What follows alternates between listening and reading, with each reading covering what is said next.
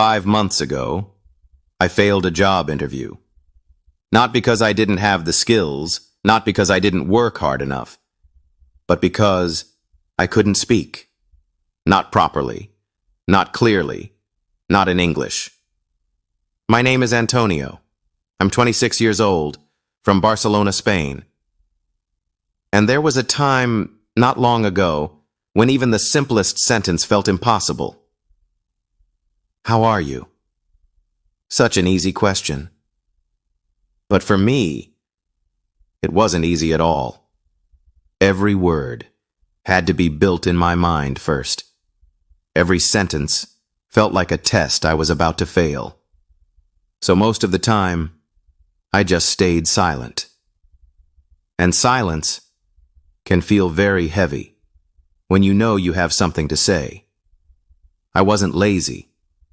I wasn't careless. I had a dream. A very clear one. I wanted to work for an international company. I wanted to become a software engineer at a top tech firm. I loved coding. In that world, I felt confident, in control. But outside of it, in conversations, in real life, I felt small. Still, I kept going. Day after day, line after line of code, late nights, early mornings. Until one day, something finally changed. An email arrived, simple, short. Congratulations, you are selected for an interview. I remember reading it again and again, just to make sure it was real. Because for a moment, it felt like everything I had worked for was finally within reach. A new country, a better life, a real opportunity. But then, the interview day came. I opened Zoom. The screen lit up, slowly. 3 faces appeared, calm, still, watching. I tried to sit straight, tried to look confident, but my hands were already cold. They started speaking, and instantly, my throat went dry. Not just a little dry. The kind of dryness that makes swallowing feel difficult. The kind that reminds you are nervous. I tried to focus on their words, but my mind was not calm anymore. It was racing. Too many thoughts, too fast. Understand, focus, don't mess up. I nodded, even when I wasn't fully understanding. Then came the first question. Antonio, can you tell us about yourself and your experience in software development? I looked at the screen, at their faces, trying to hold eye contact, but it felt uncomfortable, heavy. So I looked away for a second, then back again, hoping they didn't notice. I knew this question. I had practiced it, again and again, alone. But now, my chest felt tight, my breathing slightly faster than normal. I opened my mouth to speak, but nothing came out, just silence. I swallowed. Tried again. Yes. I am. My voice sounded different, lower, uncertain. I could hear the hesitation in every word. Software. I do coding. I stopped for a second, searching for the next word. But the words weren't coming. My mind was blank. Not empty, but blocked. Like everything I knew was trapped somewhere inside, and I couldn't reach it. Many projects. Good. Even as I spoke, I knew it didn't sound right. I could feel it. The awkwardness. The silence growing longer. My throat was still dry. my hands slightly shaking now. I am very good. And then I stopped. Silence. No one spoke. I could feel their eyes waiting, expecting more. But there was nothing more. Seconds passed, but it felt much longer. And in that moment, I realized something painful. I was not in control anymore. They asked another question. I tried to listen, tried to understand, but my mind was still stuck on the first one. The pressure didn't go away. It grew. Each second felt heavier than the last, and slowly, without anyone saying it directly, I understood. I was losing this opportunity, right there, in front of them. And there was nothing I could do to stop it. Then one of them smiled, polite, professional. All right, Antonio. Thank you for your time. That was it. The moment ended, but the feeling stayed. I closed the call and just sat there, looking at the screen, even after it went dark. I didn't feel angry. I didn't blame them. I blamed myself. Because deep down, I knew the truth. I didn't fail because I was bad at my job. I failed because I couldn't express what I knew. All those years of learning, all those hours of effort, and still, I couldn't say what I needed to say. That realization hurt more than the rejection. That day, I understood something I had ignored for too long. English was not just a skill, it was a barrier. And I had been standing in front of it, pretending it didn't matter. For years I told myself, I don't need it. I'll be fine without it. But that was never true. It was just easier to believe that than to face the reality. Without English, I wasn't just limited, I was invisible. That night, I didn't feel motivated. I didn't feel inspired. I felt tired, frustrated, done with excuses. So I made a decision. Not a hopeful decision, a serious one. I would learn English, no matter how uncomfortable it felt, no matter how many mistakes I made, because I didn't want to feel that way again. That silence, that helplessness, that moment where you know everything but you can't say anything. And what I discovered after that changed everything. Not grammar rules, not long vocabulary lists, not expensive courses. Something simpler, something harder, something real. Most people don't fail because English is difficult. They fail because they learn it the wrong way. This became my 5-month method, the system that slowly, painfully, but surely turned silence into confidence. And if you're still here, then maybe you're ready for that change too. Let me show you. Step 1. Part 1. The first 15 days. The first 15 days were not about learning more. They were about unlearning a mistake. The biggest mistake beginners make is believing they need more words. I believed that too. I told myself, if I learn 1,000 words, I will speak fluently. But the truth was different.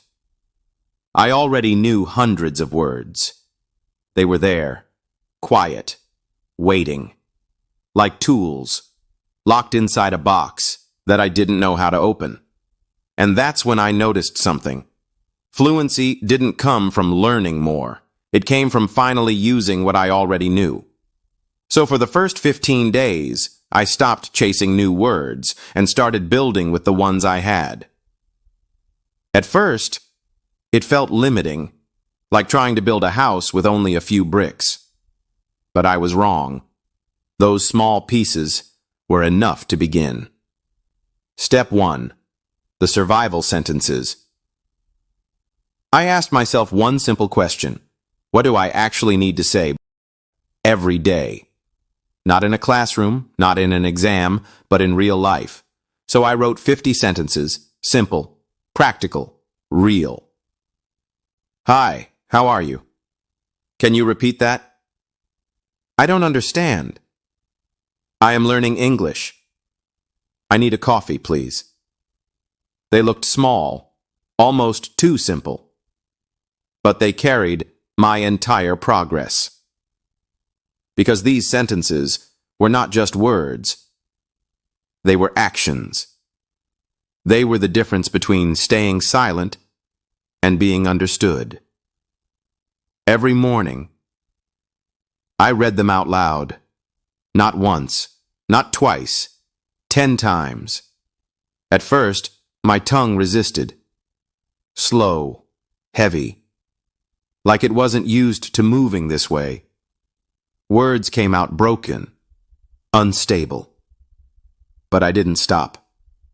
Because repetition is where confidence begins. And after 5 days, something shifted. The sentences started coming out faster, smoother, like a locked door, finally starting to open. Step 2. Speaking without fear. The second step felt uncomfortable, almost embarrassing. I started speaking to myself every single day. At first, it felt unnatural, like I was pretending to be someone else. But then I realized something important. This was my private classroom.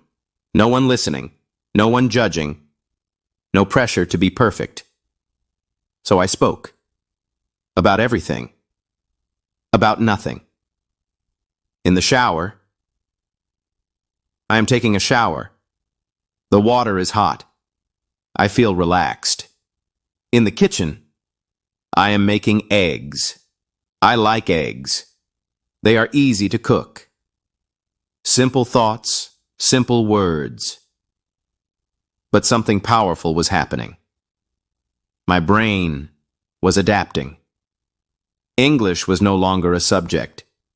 It was becoming a habit, like changing the language of your thoughts, one sentence at a time. At first, it was slow, forced, uncomfortable. But after 1 week, something changed. The translation started to disappear. Not completely, but enough to feel the difference. That was the moment I realized. I wasn't just learning English anymore. I was starting to think in it. Step 3. Copying real speech. The third step was small, but precise. Every day, I practiced 5 sentences, not random ones, real ones, from movies, from conversations. But I didn't just read them. I copied them, exactly. The same emotion, the same speed, the same rhythm, like an actor learning a role. I repeated each sentence again and again until it stopped feeling like practice and started feeling natural. This changed something important, not just how I spoke, but how I sounded. My voice became clearer, my pronunciation sharper. I wasn't just saying words anymore. I was expressing them. The shift. And then, after 15 days, something unexpected happened. I paused one day and noticed it. I could speak. Not perfectly, not fluently, but freely. Basic sentences came out without fear. Without that long silence inside my head. I still made mistakes, many of them. But for the first time, I wasn't afraid of them. Because I understood something powerful. Mistakes were not stopping me anymore. Silence was. and I had already started breaking that silence. It felt like standing up for the first time after believing you couldn't walk. But this was only the beginning. Because after those 15 days, the real challenge started.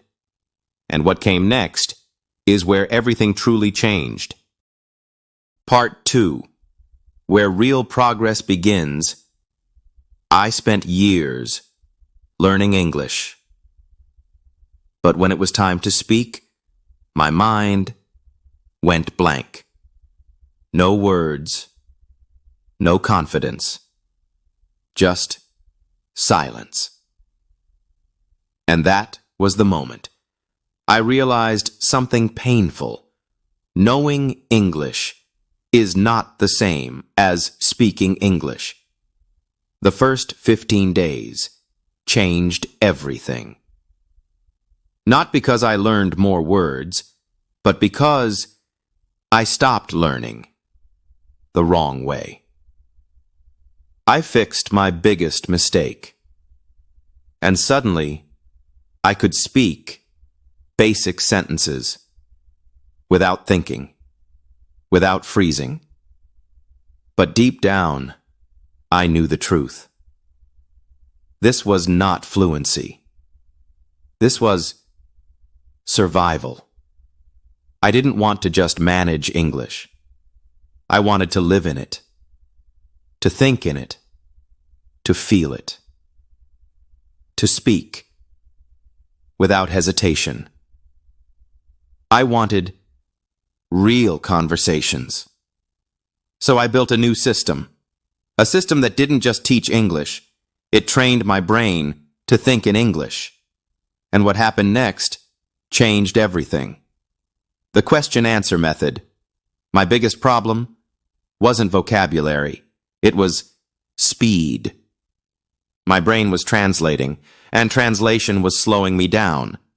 So I created something simple, but powerful.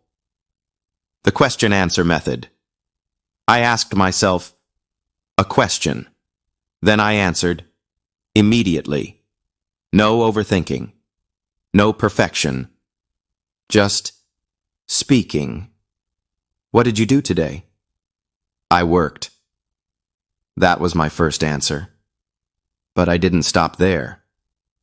I worked on my project. I worked on my project for 3 hours. I worked on my project for 3 hours. Then I took a break. I worked on my project for 3 hours. Then I took a break and had coffee. Every answer grew. Every sentence stretched. And every second, my brain got faster. Another question. What did you eat for breakfast? I ate eggs. Then, I ate eggs and toast. I ate eggs, toast, and a banana. I ate eggs, toast, and a banana because I was really hungry. I ate eggs, toast, and a banana because I was really hungry. And I love big breakfasts. And then I noticed something. A shift. Small but powerful. I wasn't translating anymore. I was thinking in English. Fluency doesn't come from knowing more words. It comes from using the words you already know. The echo technique, pronunciation breakthrough. But there was still a problem. My pronunciation. People understood me, but I didn't sound natural. My words were correct, but my rhythm was wrong, so I used the echo technique. And this method changed my voice. I listened to native speakers, paused, and repeated exactly what they said. Same speed, same tone, same emotion. Not similar. Exact. I don't know what you're talking about. Again, again, again. At first, it felt uncomfortable. Like wearing someone else's voice. But after 10 repetitions, something strange happened. My mouth adjusted, my ears sharpened. My voice evolved. Another line. It was a beautiful day, so I decided to go for a walk. Pause. Repeat. Match the rhythm. Every day, 30 minutes. After 1 month, people started noticing. Your English sounds natural. That moment changed everything. Because for the first time, I believed it. The story method, vocabulary that sticks. I used to memorize words, long lists, endless repetition, and I forgot them the next day. So I changed my approach. I started using the story method. 5 words, 1 story, 10 repetitions, real usage. Words, excited, invitation, party, arrive, surprise. My story, I was excited because I received an invitation to a party. When I arrived, I got a surprise. It was my birthday. Simple, but powerful. Because stories stick. Lists don't. After 3 months, over 1,000 words. No memorization. Just usage. Thinking in English. The real shift. The biggest hidden problem. Translation. Think in your language. Translate. Then speak. That delay kills fluency. So I removed translation completely. I trained my brain differently. I described everything around me. The sky is blue. The weather is hot. I see people walking. That man is wearing a red shirt. Then I questioned myself. What am I doing right now? I am sitting, drinking coffee, writing. Then I added journaling. Every night, I wrote my day in English. At first, simple, then natural, then effortless. And one day, without warning, it happened. No translation, no hesitation, no delay. English just came. The 2-hour rule. Then I made one rule. Non-negotiable. Speak English for 2 hours every day. No excuses, no one to talk to. Talk to yourself. No time, speak while walking, cooking, cleaning. No motivation. Remember this. English is not just a skill. It is your future. And discipline, that's what turns effort into results. Part 3. The final breakthrough. At this stage, I could speak, but I wanted more. Not just fluency, precision, natural structure, confidence. That couldn't break. So I stopped copying and started observing. I have been learning English for 5 months. Not, I am learning English for 5 months. That small difference, it changes everything. Because real English is not what you learn in school. It's what people actually say. I started noticing patterns, tenses, structure, flow. And then, English did something strange. The rules I learned stopped working.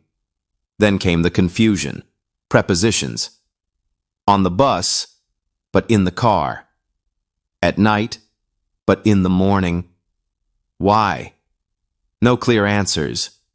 So I tracked them, wrote them, used them, again and again, until they felt natural, upgrading writing skills. My writing started like this. I went to work. I was tired. I ate pizza. Simple, basic, safe, but I wanted more.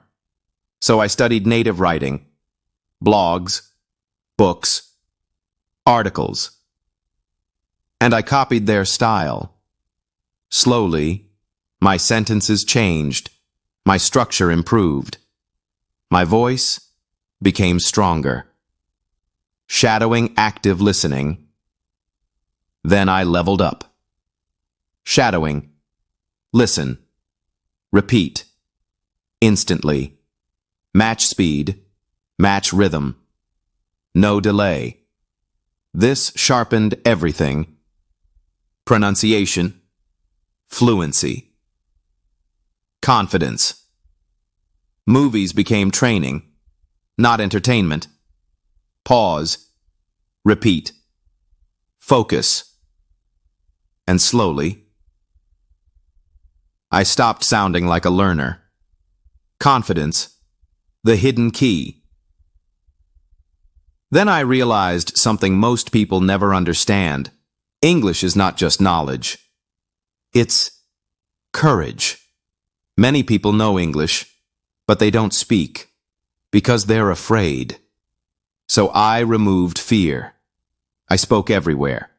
Shops, work, friends. And something surprising happened. No one laughed. No one judged. People understood. That changed everything. Facing native speakers, then came the biggest test. Native speakers. I was nervous. So I prepared. Common questions. Practiced. Every day. Then I joined an online group. At first, fear. Then, comfort. Then, growth. I made friends. I spoke daily, and learning became natural. The moment, everything changed. One day, I stood in front of a mirror and spoke. No hesitation, no translation, no fear, just flow. And in that moment, I understood something powerful. The day you stop translating is the day you start speaking. It felt unreal, so I tested it. I joined a real conversation. And this time, I didn't struggle. I didn't freeze. I didn't search for words. I spoke, clearly, confidently, naturally. That was the moment. I wasn't learning English anymore. I was living it. The result. 5 months later, I applied again for my dream job. But this time, I wasn't the same person. I walked in with confidence, spoke clearly, answered everything with ease. A few days later, congratulations, you got the job, $5,000 a month. I called my parents. My mother cried. My father said, "We always knew you could." The real reward. With my first salary, I bought my father a watch, something he had always wanted, but never bought for himself. I bought my mother a gold necklace for everything she sacrificed. And in that moment, I understood the truth. Every struggle, every late night, every mistake, it was all worth it. Key lessons. Mindset is everything. Surround yourself with English, speak without fear, practice shadowing and active listening, learn vocabulary through context, understand grammar through usage, stay consistent, always. Now imagine this, 6 months from today, you speaking confidently, fluently, naturally. That future is not far. It's waiting. So start today. Speak. Listen. Practice. Because in the end, the pain of discipline is temporary, but the pain of regret lasts forever. Your journey starts now.